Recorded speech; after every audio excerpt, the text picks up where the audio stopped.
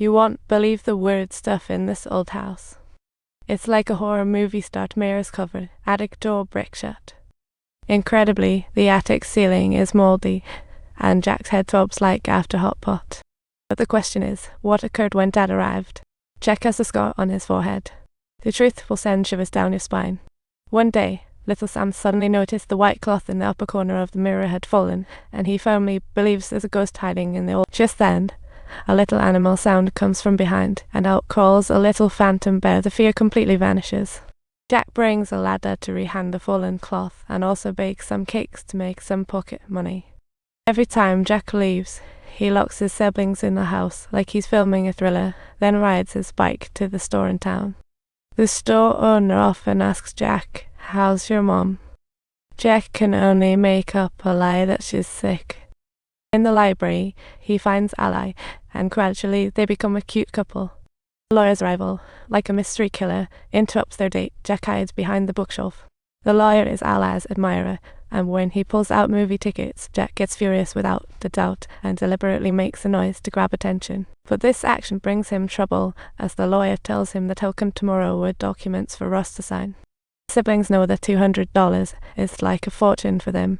Even selling 1,000 cakes wouldn't be enough. Little Billy mentions using their mother's inheritance, but Jane firmly opposes using that money. However, now they have no choice. So Billy grabs the shotgun to get the loot, and in the exchange room, he accidentally finds a dagger and a box full of cash. By the way, that money was in their mother's room, and now it mysteriously shows up here. Jack opens the box and discovers there's a whole 11,000 inside. Next, they start making emergency preparations. Jack paints over the marks in the ceiling, while Billy hangs out their mother's sheets to create the illusion that she's still alive, and Jane mimics their mother's handwriting to practice signing. Time quickly flies by to the next day. The lawyer arrives on time at the Marlowe house, exchanges pleasantries, and Jack gives him at 200, falsely claiming his mother is ill. He claims that Mom can only go upstairs to sign, and the lawyer agrees, so Jack rushes upstairs with the documents. However, signing doesn't go as planned. The lawyer senses trouble, enters the room, and finds a white-sheeted mirror. At this critical juncture, Jack steps out to resolve the crisis. The lawyer signs, and the house belongs to his mom. Just like that, they successfully trick the lawyer. That night, the four siblings sat around the table playing games, and the atmosphere was oops. Jack accidentally knocks the dice to the floor, and when Sam goes to pick it up, the white cloth out of the mirror suddenly fills Jack's heart, almost jumps. They hurriedly hide in the safety fort, a sanctuary Jack carefully built for them. After settling his siblings, he steps alone in front of the mirror. He rehangs the fallen cloth and looks up at the ceiling, only to find the mouldy marks getting worse, and the boards are starting to crack. Jack curiously peeks inside, and an unexpected sight stuns him right on the spot.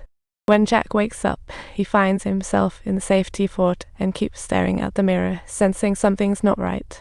Jane tells Jack the dirty money attracted the ghosts, and they must act fast. Next morning, Billy climbs the roof, opens the chimney's wood panel, and prepares to handle the loot. He casually throws the box with the dirty money into the attic, and their life returns to a brief moment of peace. One day, Billy spots the lawyer driving Ally home, his face showing anger and helplessness, while Jack asks Ally out as usual. The younger siblings stay in the old house. Long repression makes Billy's emotions erupt when hearing Jack take Ally home.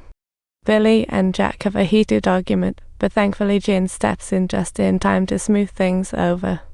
While Jack is napping, Sam quietly takes the keys. Missing their mother, he sneaks into her bedroom. Seeing the mirror on the dressing table covered with a white cloth, he steps forward to open the. He pulls out a box containing a family photo and a newspaper clipping about their dad's capture, pointing at it and saying, "Dad is a." Sam looks at egg stains in the mirror, steps forward, stands on a stool, and tries to block the egg hole by hand. Unfortunately, he loses his balance and falls hard on the floor, and just then, the white cloth over the mirror falls down. Sam quickly picks up the cloth, wraps himself tightly, and looks again in the mirror, only to see an adult figure reflected. The figure steps towards him, causing Sam's heart to race with fear, and then Jack suddenly wakes up. Subtitles. After going downstairs, he comes to know that Sam has once again encountered the ghost in their mother's room, and it turns out that the ghost Sam mentioned is actually their father. They kept their father locked in the attic. After 6 months, he's a corpse. Jane hopes to bury him, but Jack has never found the courage to go into the attic. Meanwhile, the scene shifts to Ally, where the lawyer is about to resign and head to New York. He hands 2 train tickets to Ally, hoping she'll go with him, but she flat out refuses. The lawyer knows it's because of Jack, so he hands her the paperwork before turning to leave the office. The documents reveal that Jack's father had been a robber with 9 lives on his hands and had abused his daughter for a long time. It was Jack who testified against him in court, sending his father to prison. Ally can't believe it and continues to look through the files. Jane is cleaning up when she suddenly hears a noise from the ceiling, thinking it's that little phantom bear, so she throws it some food. Feel free to tell me in the comments what you'd like to see and what more funny versions I should bring you. Don't forget to like and subscribe.